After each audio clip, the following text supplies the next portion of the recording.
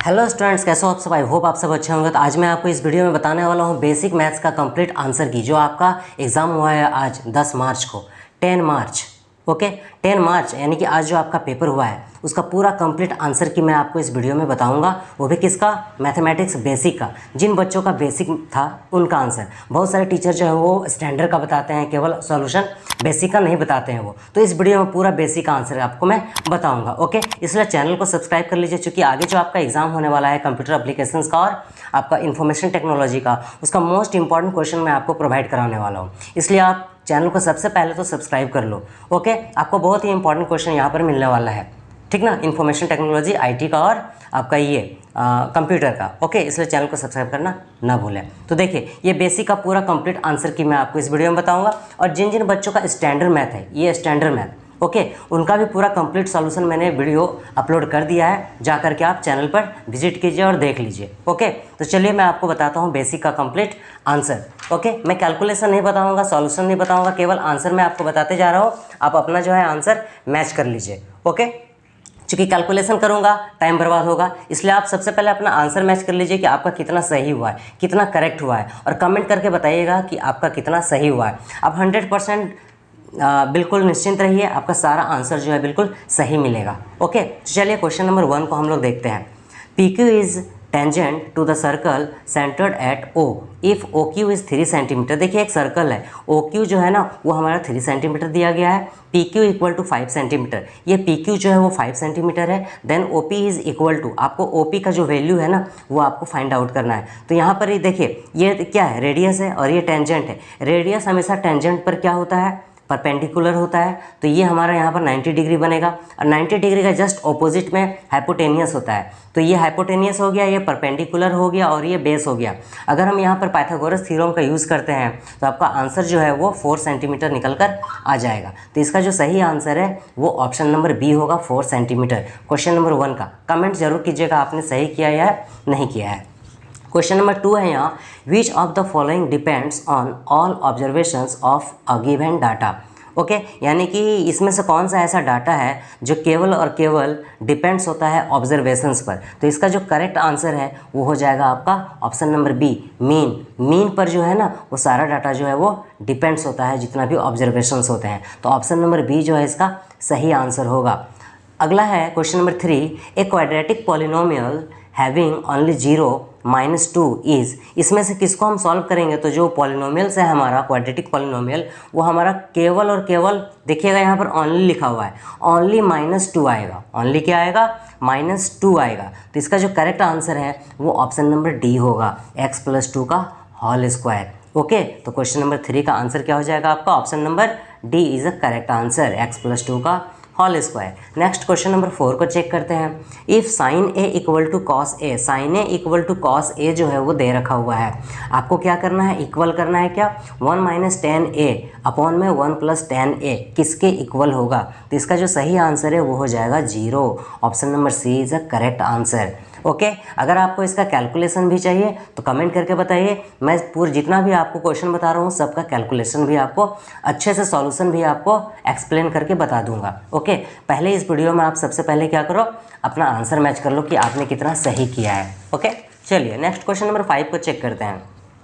A black card is lost from a deck of 52 playing cards. Rest of the cards are shuffled and one card is drawn at random from the available cards. The probability that draw card is king of hearts is. आपको क्या find करना है यहाँ? आपको king of horse find करना था।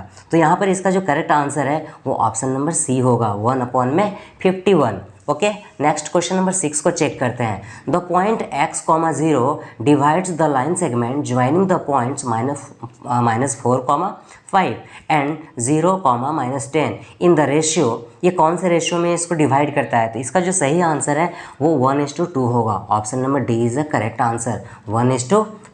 Next question number circle का है। देखिए question number 7, in the given figure, ये जो हमारा फिगर दिया गया है, A B is a diameter of the circle.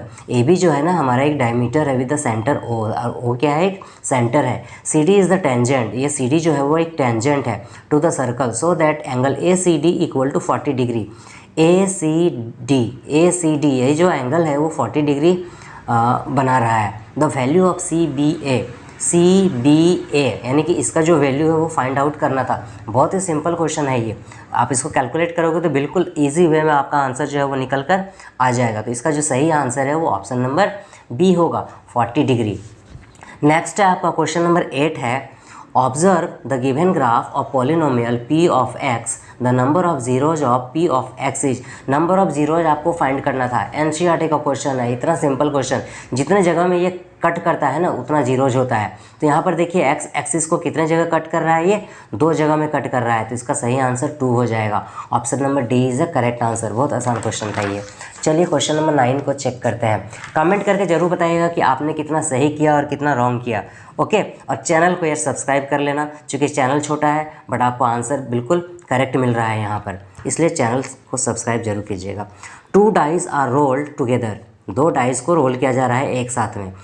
The probability that only 1 die show number 4 is. तो इसका जो सही आंसर है वो ऑप्शन नंबर सी होगा, 5/18 is the correct answer. Okay, next question number 10 को अगर हम चेक करते हैं यहाँ पर, if the distance between the points 3,0 and 2,y is √5, then the value of y is. आपको यहाँ पर क्या करना है, बहुत सिंपल फार्मूला है, डिस्टेंस फार्मूला का यूज़ करके आपको आंसर लाना था। तो डिस्टेंस फार्मूला क्या होता है, x2 - x1 का whole square plus y2 - y1 का होल स्क्वायर का √अंडर। ये आपका x1 y1 गिवन है, x2 y2 आपका ये गिवन है, x1 y1 x2 y2 आपका गिवन है। तो इसमें जब हम पुट करेंगे तो इसका जो सही आंसर है वो क्या निकल करके आएगा, ऑप्शन नंबर ए, 2, -2 निकल करके आएगा। ओके, नेक्स्ट ऑप्शन को अगर हम चेक करें, नेक्स्ट क्वेश्चन को अगर हम चेक करते हैं, क्वेश्चन नंबर 11 को, तो इसका जो क्वेश्चन है यहाँ पर देखिए एक बार, PQ and PR are tangent. देखिए PQ एंड PR जो है ना वो 2 टेंजेंट है to a circle with the centre O centre है, such that OQ equal to OQP। OQ जो है ना ये OQ और आपका QP इक्वल है, यानी ये जो है इसके इक्वल है। The value of angle OPQ इसका वैल्यू जो है आपको फाइंड आउट करना है। तो इसका सही आंसर ऑप्शन नंबर ए होगा, 45 डिग्री। ओके, चलिए नेक्स्ट क्वेश्चन को अगर हम देखते हैं 12 number, the roots of the equations x² - 8 equal to 0 are. बहुत सिंपल क्वेश्चन है, प्लस माइनस में आपका इसका जो आंसर है वो आएगा, बट यहाँ पर लैंग्वेज जो है बिल्कुल चेंज कर दिया, इसको थोड़ा सा घुमाया। क्वेश्चन काफ़ी इजी है, ये क्वेश्चन नंबर जो है ये 12 काफ़ी इजी है, बट आपको आंसर ना लैंग्वेज में देना था। आंसर किस में देना था आपको, लैंग्वेज में। तो आपका आंसर जो है ना वो रूट में आएगा, ठीक, और वो डिस्टिंक्ट होगा। तो ऑप्शन नंबर बी जो है वो आपका सही आंसर है, इरेशनल एंड डिस्टिंक्ट। ओके, चलिए क्वेश्चन नंबर 12 का ऑप्शन नंबर बी जो है वो आपका सही आंसर होगा। Next, 10th term of the AP -12 -19 -26 is. देखिए आपको 10th टर्म फाइंड करना है, यानी A10 आपको फाइंड करना है। A1 A2 A3 दे रखा है, तो हम लोग सबसे पहले कॉमन डिफरेंस निकाल लेंगे सेकंड टर्म में फर्स्ट टर्म को माइनस करके। तो सेकंड टर्म -19 है, मैं माइनस करेंगे फर्स्ट टर्म को -12 को, तो -19 माइनस माइनस प्लस हो जाएगा, ये 12 हो जाएगा। दोनों को अगर हम माइनस करते हैं तो आपका -7 आएगा। आपका A10 जो है फाइंड आउट करना है, तो A10 को हम लोग शॉर्टकट में क्या लिख सकते हैं, A+9D लिख सकते हैं। A मतलब फर्स्ट टर्म आपका कितना दिया हुआ है, -12 + 9 × D। D का वैल्यू आपका कितना निकला, -7। तो ये हो जाएगा आपका -12 प्लस माइनस 7 में 63, तो माइनस माइनस प्लस हो जाएगा। दोनों को अगर हम प्लस करते हैं तो 5 और ये 3 2 इधर 5 हो गया, अच्छा और 1 7 हो गया, -75। तो -75 ऑप्शन नंबर ए आ रहा है। ऑप्शन नंबर क्या आ रहा है, 13 का ए आ रहा है, तो -75 आपका करेक्ट आंसर होगा। ओके, चलिए क्वेश्चन नंबर 14 को चेक करते हैं। 14 में है आपका, if E is an event such that P of E equal to 0.1 then P of E is equal to. बहुत सिंपल क्वेश्चन है। P देखिए, एक होता है प्रोबेबिलिटी, एक होता है नॉट प्रोबेबिलिटी, दोनों का जो सम होता है 1 होता है। इसको लेकर के अगर हम इसको सॉल्व करते हैं तो इसका जो सही आंसर है वो 0.9 निकल करके आएगा। तो ऑप्शन नंबर ए जो है इसका सही आंसर है। याद रखिएगा, मैं आपको कैलकुलेशन सॉल्यूशंस नहीं बता रहा हूँ, केवल आंसर बता रहा हूँ। अगर आपको पूरा कंप्लीट सॉल्यूशन चाहिए तो कमेंट कीजिए, मैं आपको पूरा कंप्लीट एक्सप्लेन के साथ में पूरा क्वेश्चन पेपर का आंसर आपको सॉल्यूशन अपलोड कर दूँगा। ओके, चलिए नेक्स्ट क्वेश्चन को देखते हैं हम लोग, क्वेश्चन नंबर 15 को। आई होप कि आपने चैनल को सब्सक्राइब कर लिया होगा, क्योंकि आपको आईटी का और कंप्यूटर का मोस्ट इंपॉर्टेंट क्वेश्चन यहाँ पर आपको वही PDF फाइल के फॉर्म में आपको मिलने वाला है। चलिए क्वेश्चन नंबर 15 को चेक करते हैं।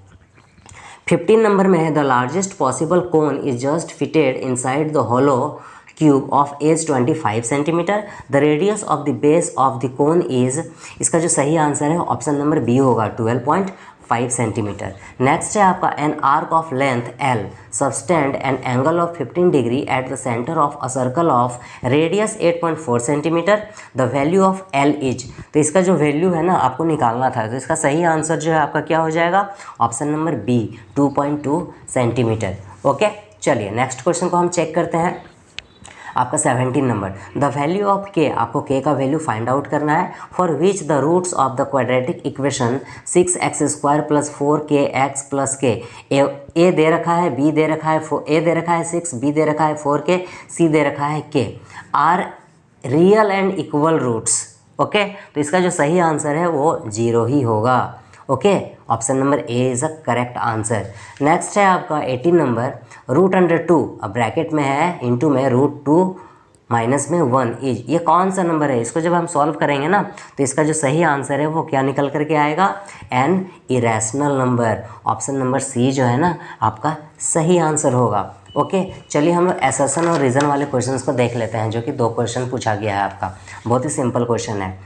असर्शन है यहाँ पर देखिए, in a right angle triangle ABC, एक राइट एंगल ट्रायंगल है ABC, एक राइट एंगल ट्रायंगल है ABC, कोण B 90 डिग्री दिया हुआ है। Therefore the value of cos A + C is equal to 0, cos A + C जो है ना वो 0 है, बिल्कुल सही होगा ये ट्रू है, ये क्या है हमेशा ट्रू होगा ये। ओके, राइट एंगल ट्रायंगल ये बिल्कुल ट्रू होगा, cos A + C equal to 0 होगा।